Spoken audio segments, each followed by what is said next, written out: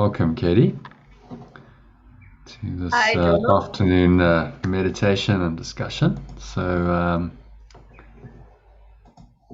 yeah, let's dive straight into the today's lesson. Well, let's have a look at the quote first. So I'm just going to share my screen with you, and let me know when you can see that. Now, why did you took that woman with this robotic arm? Well, I was trying to find an image that symbolized the quote, which isn't always that easy. You know, evil is better dressed in silence.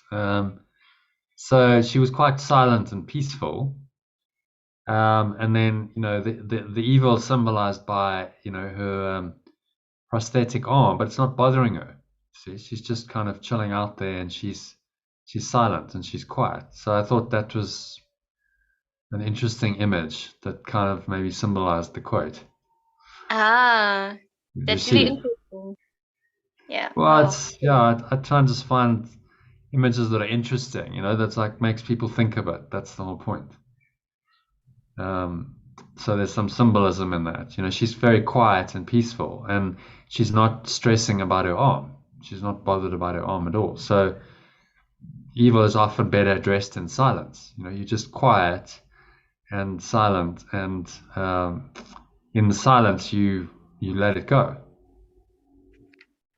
and you accept the truth of pure formless awareness. So you'll notice that evil, what we call evil in this world, is loud, it's obnoxious, it's chaotic, it's confused, it's often violent. You talked about violence earlier. And the opposite of that is just this still silence, just being still and calm and silent. So if you're facing apparent evil in the form of unhappy, upsetting thoughts and emotions, because that's all evil is, be still, be quiet, and just observe these thoughts and emotions as they arise. And that's the first part of letting them go, just awareness. Awareness from stillness then allows you to make the choice to let it go. So say the remembrance of pure formless awareness of the Holy Spirit in your mind will immediately dissipate that emotional charge that's associated with these thoughts, and ultimately will help you to let them go, allow you to view them with more detachment, ultimately to let them go because you realize that they are unworthy of remaining in your holy mind. You do not want these thoughts. These are not worthy thoughts for the holy extension of pure formless awareness itself.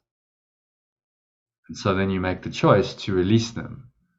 And that's what these lessons do. You just make the choice to let them go.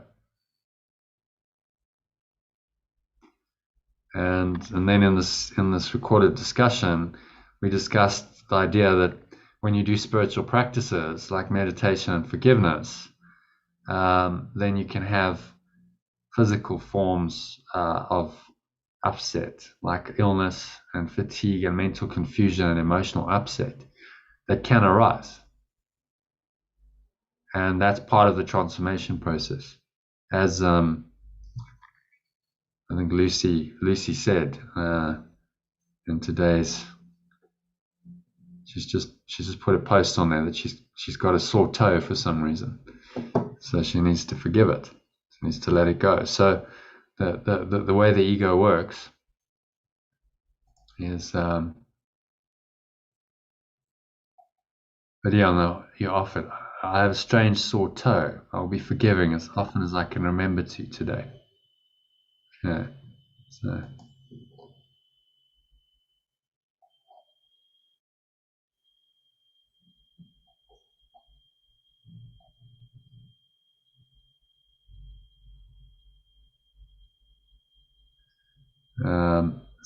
So that's what often happens. And what have you said?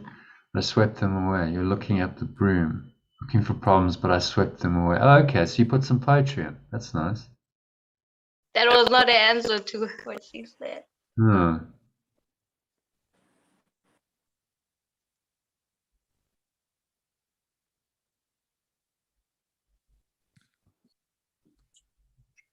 Did you cry, but you cry of happiness? Oh, nice. Do you want to read that? Okay. Now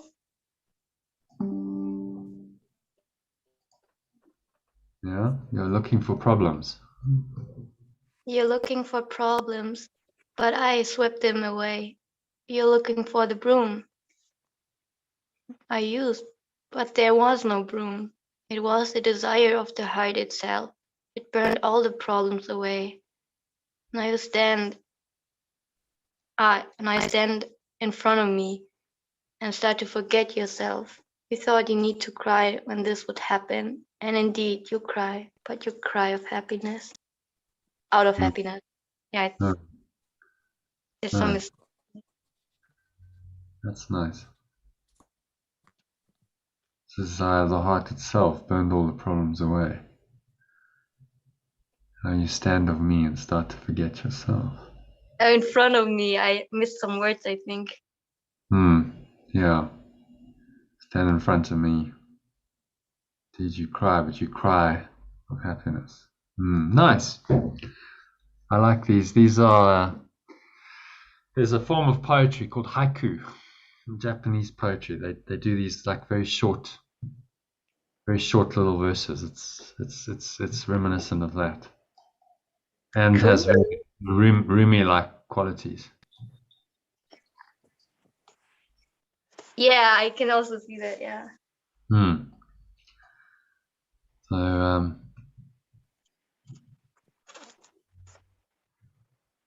let's say hello to Patricia. Hi Patricia, you with us? Hi, Donna.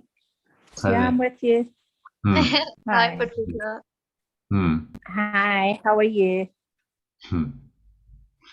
Yeah, well, thanks. So anything to share and to check in on, or good Not today? at the moment, thanks, Donna. Okay, so we were just talking about this process of transformation and how often difficult and uncomfortable things come up mentally, emotionally, and physically. I've noticed in these courses I run, people tend to have physical stuff arises, pains, aches, sickness. I remember Hazel got really sick. She was like vomiting and purging. So it can happen, and that's part of the shift. And it's just to keep going. Took that quote from the Matrix. It said, we've been down the road to nowhere. We've all been down there. Trinity's saying to know, you know that road. You know exactly where it ends, and I know that's not where you want to be, at a dead end. So though this journey isn't easy, hero's journey, it's the only way, because the other way is a dead end. If you listen to the ego, you end up nowhere, down a blind alley, and then having to turn around and retrace your steps to find the light again.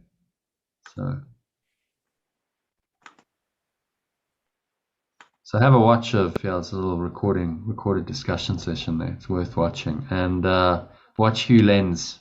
It's only a 9-minute clip. There's a whole sequence of it if you want to watch them, but this one's just 9 minutes, where he talks about the idea of the Ho'oponopono and what it involves, and just uses he uses the analogy of computer programs. You've got this data stored in your subconscious mind. It's a program, and what you want to do is wipe it clean and restore it to a zero state. Well, that's just another way of saying you're going to let it all go, restore your mind to pure formless awareness through this process of letting go of forgiveness. So Ho'oponopono works on exactly the same principles as A Course in Miracles, just with different language and a slightly different methodology of the actual forgiveness. It says, I'm sorry, acknowledging the error, please forgive me, asking your higher self, asking for forgiveness for yourself, really. So, in other words, asking to let it go.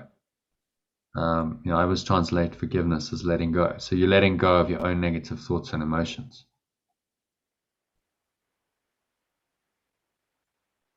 And please forgive me, thank you, is acknowledgement that it's done. So by giving thanks, you're saying, yes, okay, it's done. I have let it go. And I love you is a restoration of your mind to love. So I love myself. That's where it starts. It's a self-love, affirmation of self-love. And I added in, all is forgiven and released in between steps 2 and 3. So please forgive me, all is forgiven and released. So I've really let it go. And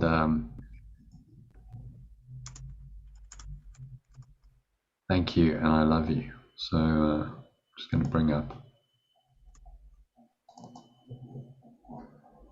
it up so you can just have a quick look at there you go. So where are we?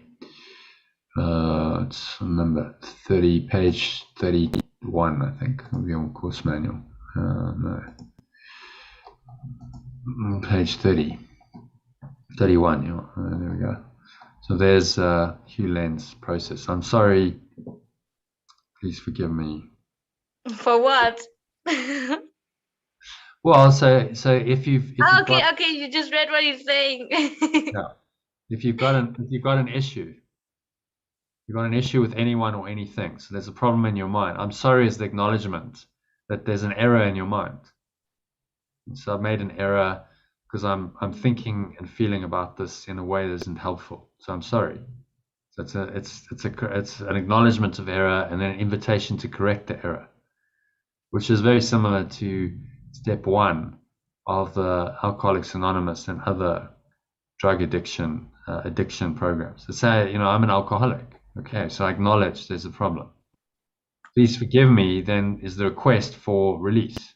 So you're actually asking your own self for release, right? Actually, the true prayer, as Jesus says, is for forgiveness. In the recent text reading, if you remember, the true prayer is for forgiveness. So what you're really asking for here is to let it go, and then accepting that is so, that all is forgiven and released completely. Thank you. Giving thanks for what is the most powerful form of prayer, because you're saying that it's already done. You see. So I'm just gonna go back into this prayer, because we recently did it. I think it was number 5.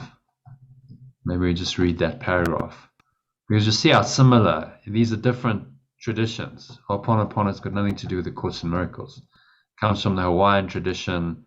Hawaiian kahuna's more ancient, and then Hew Len kind of put it into these words. So it's a self-forgiveness process. So there we go. Prayer. But notice this is exactly what you're doing as Jesus explains prayer. You're asking for forgiveness. So, Katie, do you want to read that, please? Yeah. Number 6, paragraph 6. Prayer is a way of asking for something. It is the medium of miracles. But the only meaning for prayer is for forgiveness, because those who have been forgiven have everything. Once forgiveness has been accepted, prayer in the usual sense becomes utterly meaningless. The prayer for forgiveness is nothing more than a request that you may be able to recognize what you already have. In electing perception instead of knowledge, you placed yourself in a position where you could remember your father only by perceiving miraculously. You have lost the knowledge that you yourself are a miracle of God. Creation is your source and your only real function. Okay. So just translate that last number 7. You have lost the knowledge that you yourself are a miracle of love.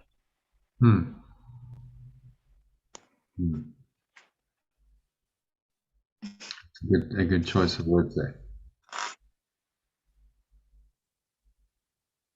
So what is he saying about prayer, the true nature of prayer there? The prayer asks in truth, the true prayer is forgiveness. And if you translate forgiveness as letting go, read that again and substitute the word forgiveness for letting go and see how that works. But the only meaning for prayer is for letting go. because those who have let go have everything. Once letting go has been accepted, prayer in the usual sense becomes utterly meaningless. Once you have let go, you see. So for me, it's simpler because it's like once you have let go, instead of once forgiveness has been accepted, once you have let go, prayer in the usual sense becomes utterly meaningless. It's very direct. It's like, let's not beat around the bush with words, because a lot of people are like, well, what does it mean to accept forgiveness? It means to let go of your negative thoughts and emotions. So the word forgiveness can be misinterpreted and misunderstood. But what does it mean to accept forgiveness? It means you need to let go yourself. That's what it means. So let's get directly to the matter. Use direct language, so there's no confusion as to what you need to do. Well, what does it mean to accept forgiveness? My own forgiveness? God's forgiveness? Who am I accepting forgiveness from? You see, confusing. But once I've let go, prayer in the usual sense becomes utterly meaningless. And then continue.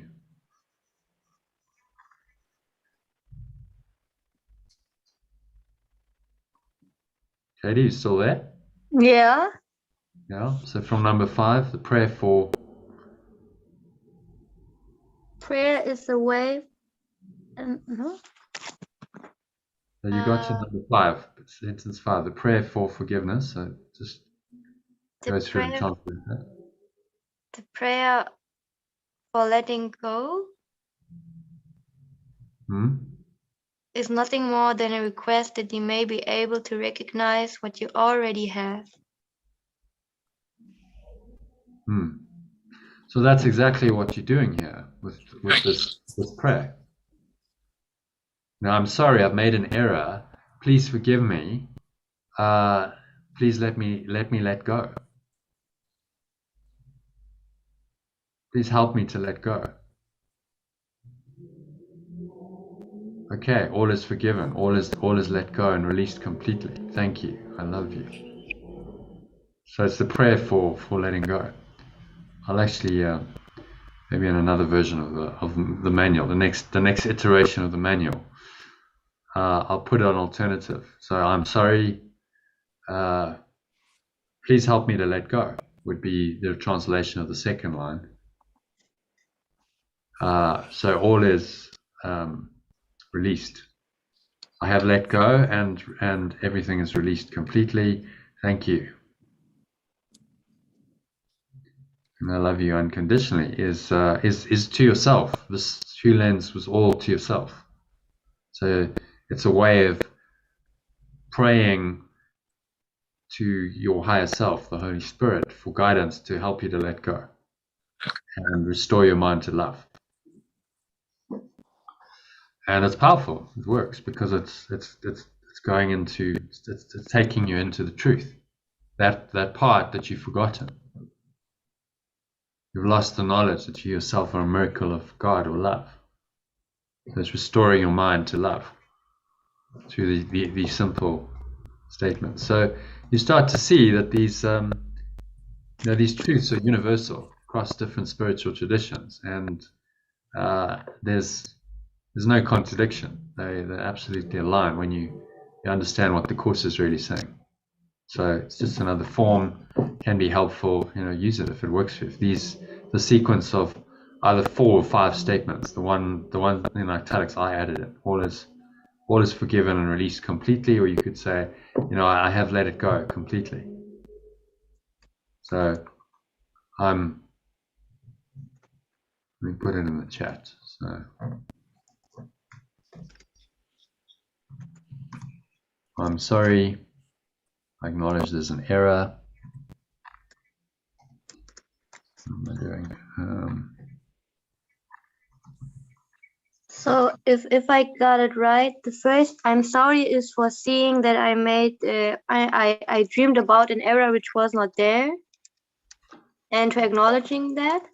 Yeah. So I've made an error in my thoughts and my emotions. I'm upset. I'm angry. I'm fearful. Whatever it is. So I'm sorry is acknowledgement I've made an error, which is then the start of the correction of the error. Please forgive me as help me to let it go of this error. Yes. Yes. And then all is released, all is let go and released completely. Thank you for being this purity. Thank you for being the truth. I love you unconditionally as myself, or what, or like that. Oh, cool. I'm going to let this arrow go. Thank you. Well, so all is.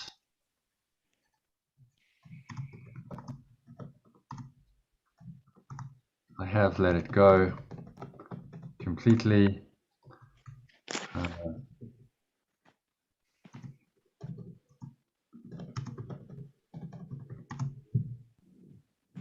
So as a retranslation of this, now let it go. Thank you for helping me to do that.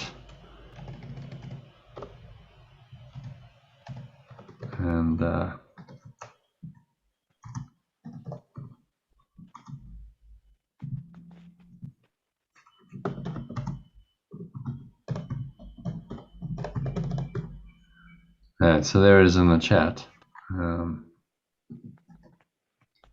So I'm sorry. Help me to let this error go. And then you might do a little process. You maybe use a course lesson. You do some breathing, and you release.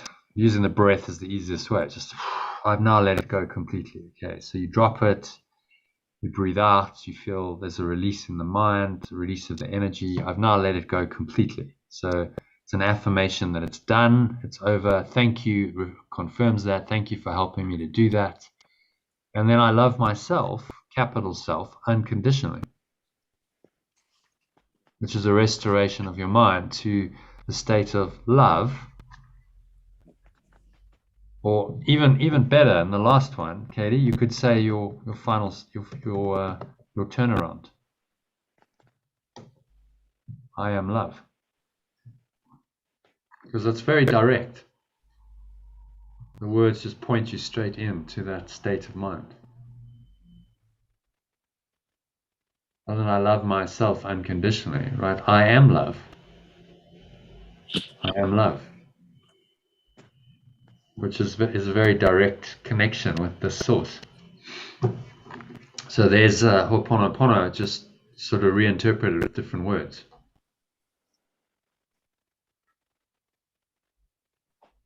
Does that make sense? Yes, makes sense. Okay, so I'll send that out to the group a little bit later. So where are we? Let's have a look at the lessons, shall we? So today's lesson is number 17. I see no neutral things. So Patricia, do you want to read paragraph 1 for us? Hold on one moment. Sorry, John, I was just typing on my phone. Just bear with me a moment. I'm going to read from my book. It's easier for me.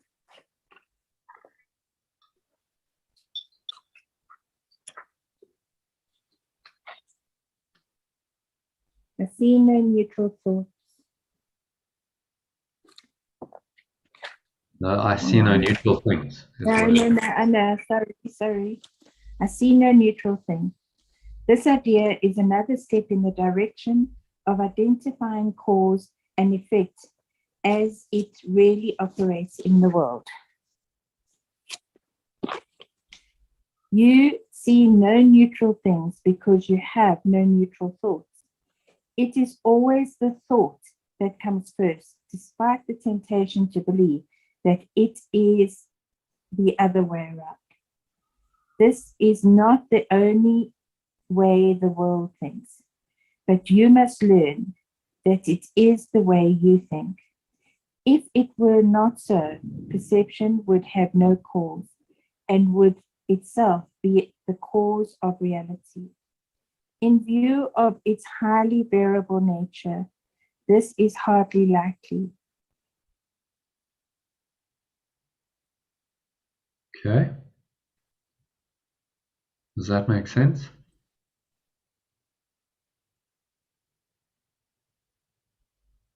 Yeah, that reminds me of that. The ego wants to make me mindless, like this, like that everything is just made up. And I have no choice. Yeah. The perception is caused by your thinking. Perception would have no cause, would itself be the cause of reality. Due to its highly variable nature, this is hardly likely. The ego is trying to tell you that this construct of the mind that it's invented, let's go to our little diagram. This construct, and now you're caught up in it, and you're projecting and perceiving simultaneously. It's saying perception is the cause of reality. And what Jesus is saying is no, your thought of separation, your projection is now the cause of the perception. So the thought comes first. Always. The thought of separation came first, miscreated the world which we now perceive as real. Projection preceded perception. That's really what he's saying. Perception preceded decision? No. Projection precedes perception. Projection precedes perception. Projection. Yes, right. So the idea of separation was what kicked it all off, right? That projected out, that idea projected out into an illusion, literally makes us go out of our minds, projects the thought outwards into a seemingly external universe now, which the ego has made up as a substitute for pure formless awareness, for heaven. And so the projection comes from the thought. And then we perceive the projection as real. So now we have a feedback loop. We've created bodies and physical senses to give us the illusion that we're perceiving something. But projection always precedes perception, which is what he's saying here, because that was what created the illusion. It's not the way the world thinks, because the world thinks that perception is the cause of reality. Oh, something happened. Oh, that's now reality, and that's causing me to be upset. That's classic inversion of truth, which is exactly what the ego wants you to do. Now, don't see that it's actually your own thoughts that have made all this up, have created an insane world where there's all these triggers to get upset. Your projection has done this. Now you perceive it as real, and you go, I've forgotten I've projected it, and now I perceive my projection, my miscreation coming from separation as true and real. That's not ever going to get you out of it. You'll just keep on going in this self-perpetuating system of projection, perception, making the projection real. Then your perceptions seem to be real, so the thoughts that underlie the projection get confirmed by perception. So then you keep projecting, because the beliefs are what keep it going. You keep projecting and misperceiving that it's real, and you get caught up in a loop. It's just over and over and over again, round and around you go in projection perception, until you're willing to question those perceptions. So maybe those aren't true. Maybe those aren't true. Maybe actually I'm doing this to myself. Maybe I'm setting myself up for this. So maybe actually my beliefs are what are causing this. My beliefs are what are causing me to get upset. It's not anyone else or anything else out there. It's my beliefs. Now I'm starting to get to the core, the root of the matter, you see. It's always the thought that comes first, despite the temptation to believe that it is the other way around. This is not the way the world thinks, but you must learn that it is the way you think. If it were not so, perception would have no cause and would itself be the cause of reality. If it were not so, then perception, this whole domain, would be real. Actually, the physical material world is causative. This is what the ego is trying to teach us, that it's somehow this exterior domain of behavior and systems, this is the cause of reality. This is what the ego is trying to teach us, and it's not true. So that worldview is flatland. That's the scientific materialist paradigm that says, yeah, something's happened. Oh, that's real. Oh, now that can cause you to get upset, to be fearful because it's real. It's really happening. Not acknowledging that this domain is primary. Right? What we think then manifests, projects outwards, to use coarse language, into these exterior domains of individual behavior and performance outcomes and your body. This is the behavioral domain, and the same thing with our collective, the culture now projects out into systems. And we've forgotten that this is what we've done. We've created this. We've made up this whole reality from our thoughts. So now don't perceive the outcome of your thoughts as true and real. Just understand that you've made it up. And therefore you can let them go, you see. If you believe that the external world is the cause of your perception and can really influence your mind, then you're giving your power away completely to an illusion, to a projected illusion. And you're not acknowledging the true cause-effect relationship that's going on. So that's what he's saying in this simple sentence. Does that make sense? Yeah, to see that I'm the decision maker. Yeah. My mind is primary here. My mind is causative. What's going on in my mind, individual interior, is causative. That's where cause starts. That's thought. That's thought, belief, then gets projected out into the world. And now, if I'm in the ego, I forget that I've done that, and I go, oh, my projections are real. Now my projections have the ability to influence my state of mind. But that's not true, because it was actually your state of mind that caused the projections in the first place. It's just happening on a higher level, so we're not aware of that. The setup of the ego is that we've forgotten all of this. As we come down the ladder of separation, we forget what we've done. And so now we at the bottom of the ladder, thinking we're an individual human being in a pretty unfair world, living a helpless, innovative little life of limitation, lack, loneliness, and suffering. Before we die, we're on this timeline, and we've forgotten that we made it all up, and that therefore, we can escape from it. So if you have a look at this, can you see that timeline? Yeah. So we've forgotten that we've put ourselves on the timeline, and we've attached our minds to this time-space continuum. And now we're having all these experiences, a lot of them not particularly pleasant, but even the good ones. I put their major success, for example, a sale of a business.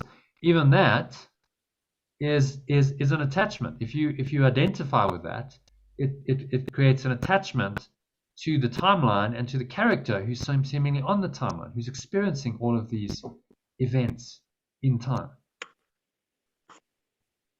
Which is why, it's the equanimity of forgiveness, or letting go of all of it, saying, okay, well, I sold my business, but that actually in truth, in pure formless awareness or God or love or eternity, that means nothing. It's just another event on an illusory timeline. The same way as my dementias or my loss of a job or my failed marriage. It's all just happening on a timeline that's false. The ego has put you into this false illusory reality, and is trying to get you at every point, these downward arrows of the ego's psychological and emotional attachment, pulling you down onto the timeline, wants to pull you down and get you to attach to this drama and go, this is all real and it's really happening to me, and this has hurt me, or this is amazing, oh wow, I'm rich now, or whatever. And you identify with those thoughts and emotions, and that means the character on the timeline is real. In other words, you're not in control of your beliefs. What's the timeline is now causing you to think and feel in certain ways. The projection is running the show. The illusion is running your mind. In other words, you are a slave to the matrix. In other words, a puppet of circumstances, a victim of the world, which is exactly where your ego wants to keep you. Right down here in this little box, very far away from God or love or oneness or pure formless awareness. Okay, so is that, I mean, in one sentence, you can see this unpacks and you can go into the whole metaphysics of the course in one paragraph.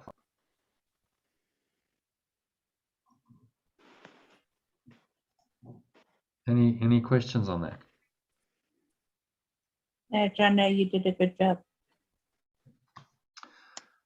Thank you, Patricia. Just trying to be helpful. And I think these diagrams are helpful in explaining it. Do you agree? Absolutely. Okay.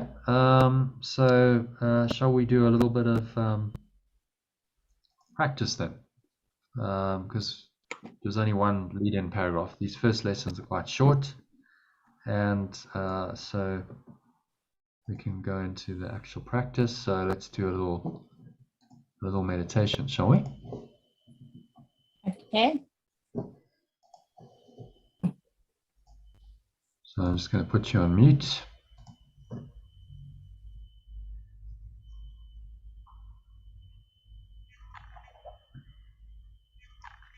Okay, so just making yourselves comfortable. Sitting with your feet shoulder width apart, back straight, cup your hands in your lap. Close your eyes and just start off by taking a nice deep breath in through the nose. So breathing in, noticing how the stomach rises and the chest rises. Subtle flow of air in through the nostrils. Clenching the sphincter muscle, locking the energy in. Feeling this warm wave of energy rising up the spine. Into your heart center. Just put one hand on your heart. Connecting with your heart space.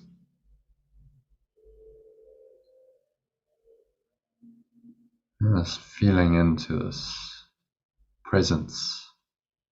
Inviting this presence of truth, of love to come into your mind.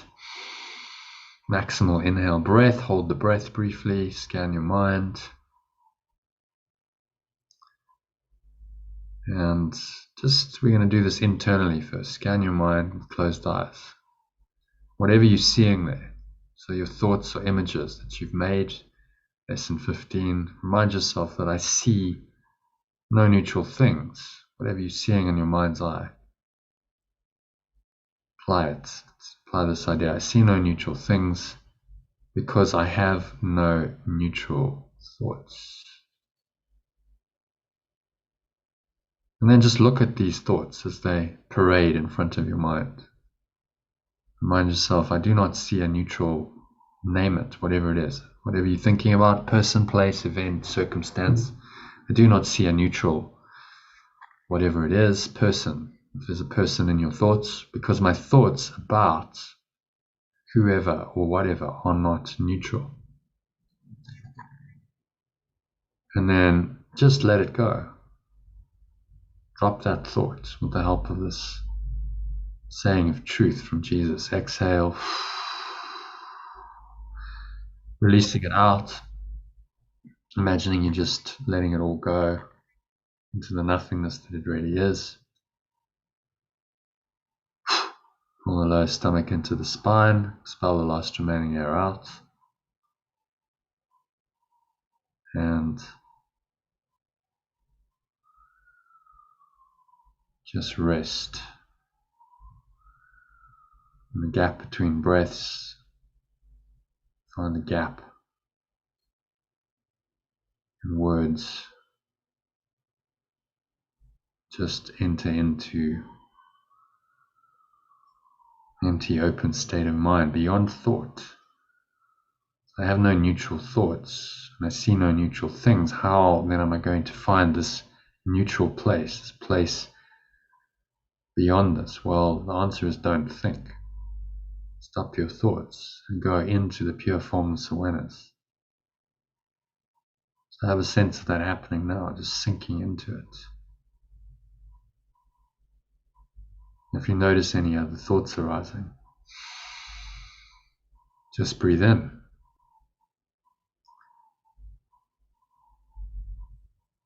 To the lower stomach, clench the sphincter muscle into your heart center. You can put one hand on your heart. Draw the energy up the spine, to the crown of your head, pausing at the top of the inhale. Smile. Again, scan your mind. Notice any images going on. Remember, thoughts are images that I've made.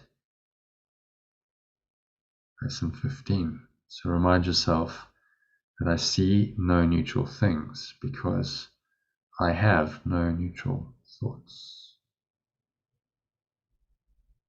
And so you observe whatever the thought is. Imagine it's like a cloud pattern, just blowing across your mind.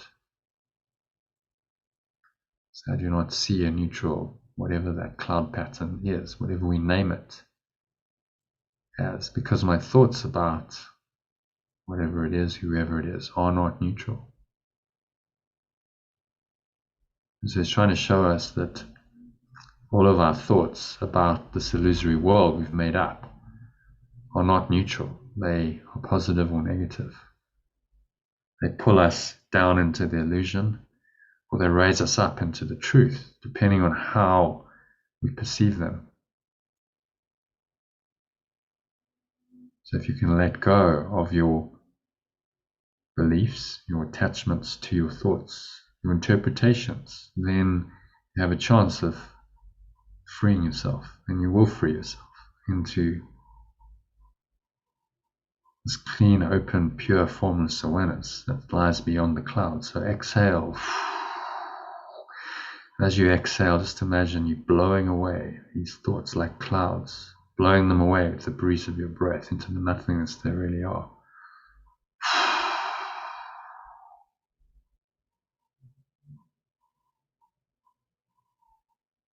Just letting them all go, surrendering them all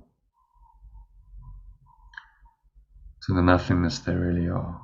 And beyond the clouds lies the clear blue sky of your true awareness, pure formless awareness just arising in your mind, your heart,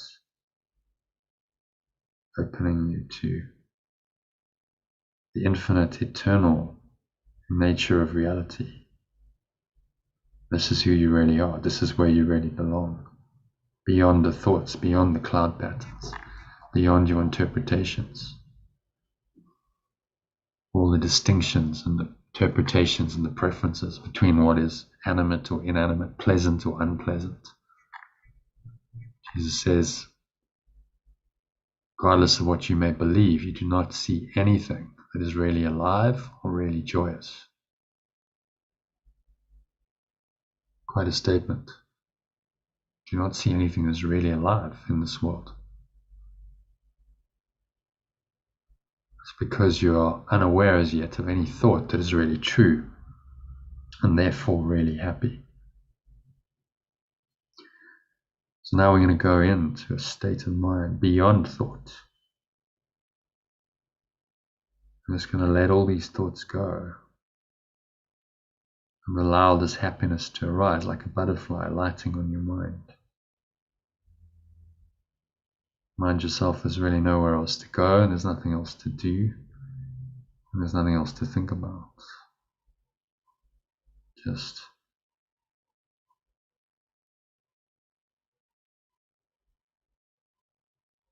breathe, relax and be still.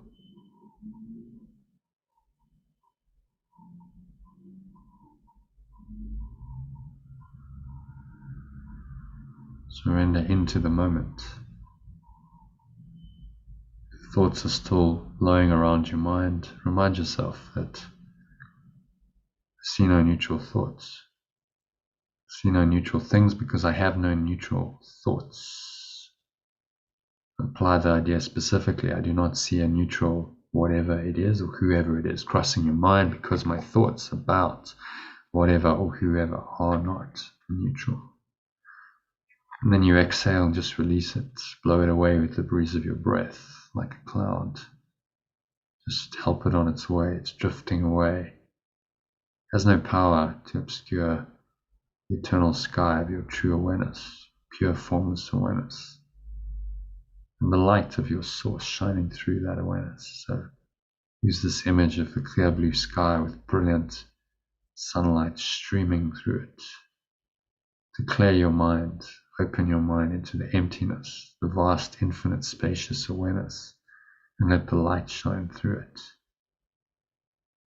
For a couple of minutes of deep silence.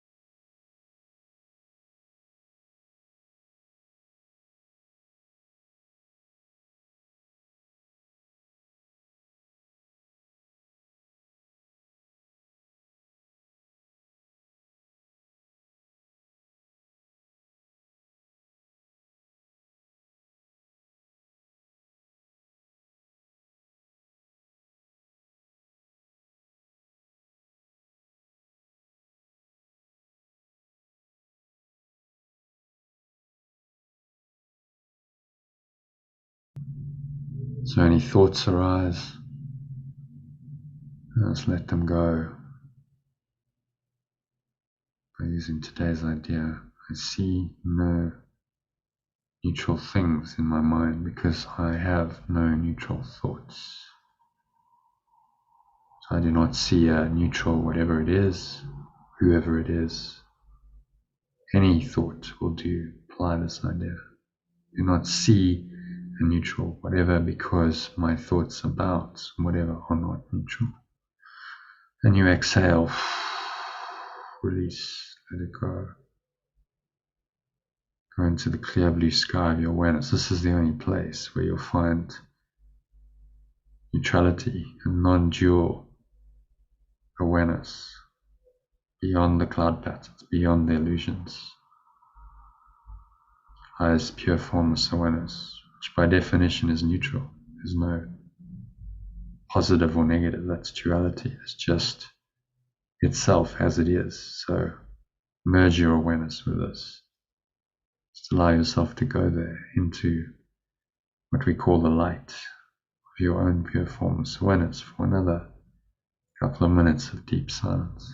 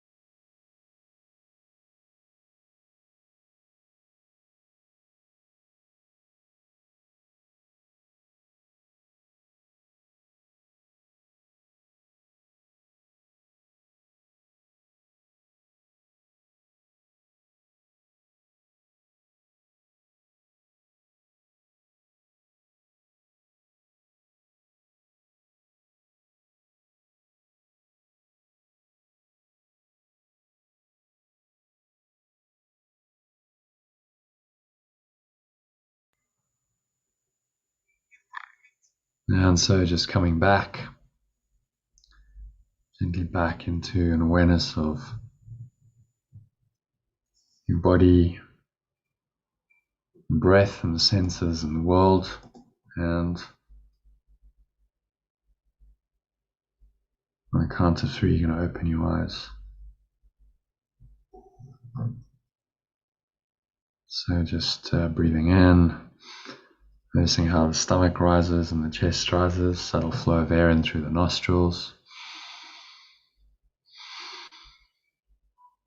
Connecting with your heart energy, put one hand on your heart, clench the sphincter muscle, notice that contraction, notice any energy rising up the spine. Another sip of air and draw it all the way up into the crown of your head. Just pause there, scan your mind again, noticing any thoughts. Remind yourself your thoughts are just images you've made, and that I see no neutral things,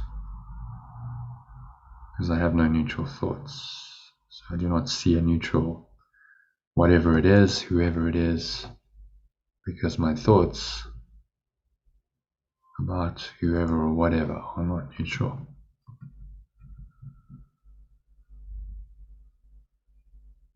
And then let it go with the exhale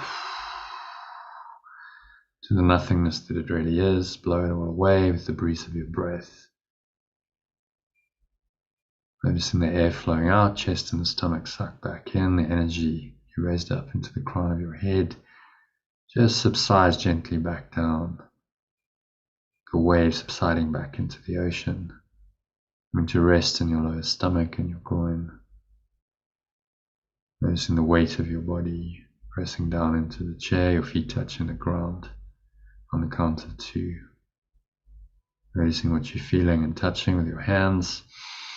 As you breathe in, notice any smell in your nose, notice any taste in your mouth. Noticing these very subtle sensations.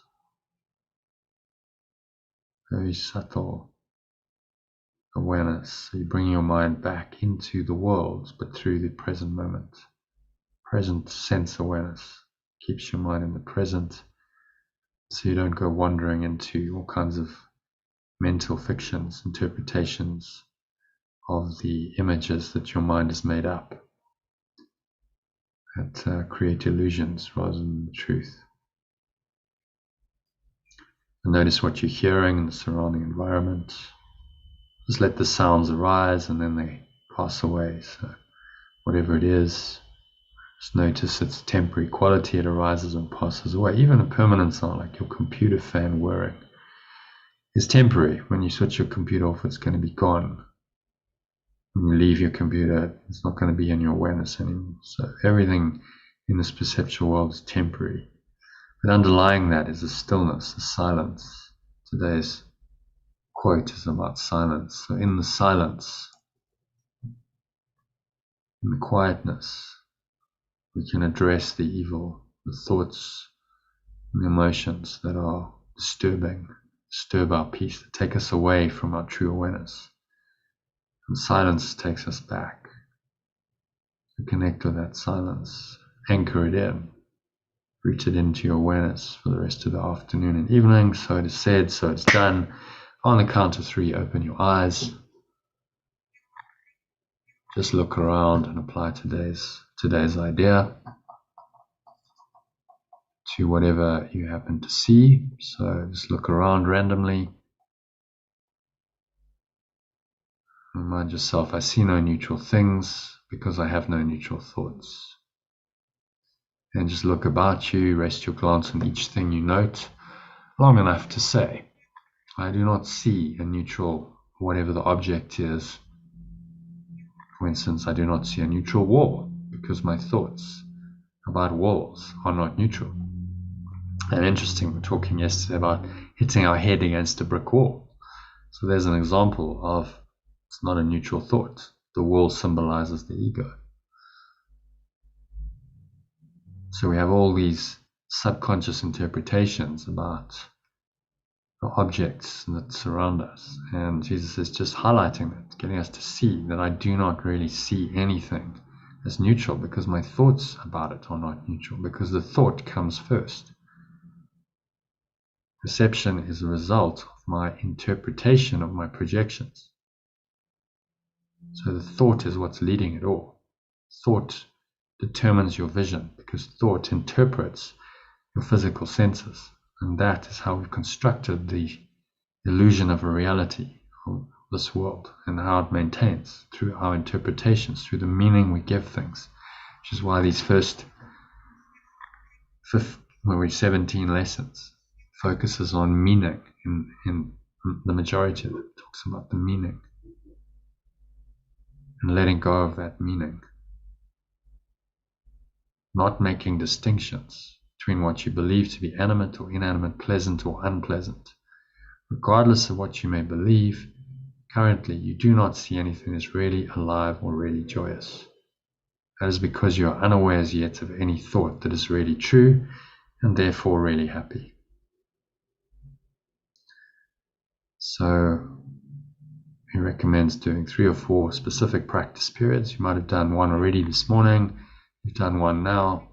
Do another one in the late afternoon or early evening, and another one tonight if you join us for the session. I'll guide you through this practice again, and that's your mind training for the day done. I'm going to send you a shorter recording as well this afternoon to help you to do that. It's about 4 minutes. So yeah, I wish you good practicing, and the day in which you find the peace of the truly neutral state of pure formless awareness, no matter what seems to be happening in your life. So thanks for joining, Patricia and Katie, and namaste. I hopefully see you tonight.